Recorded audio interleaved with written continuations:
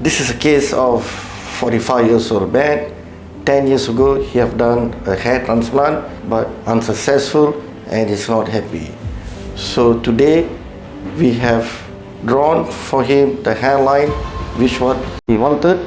Now, we would like to review the patient 24 hours after the procedure of smart FEE.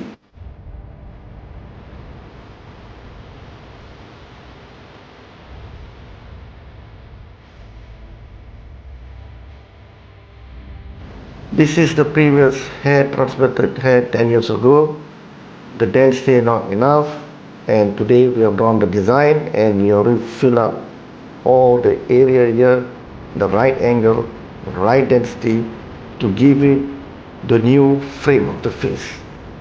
We can see there's no bleeding, there's no any dislodgement, all the grafts are intact in the right place in the design area.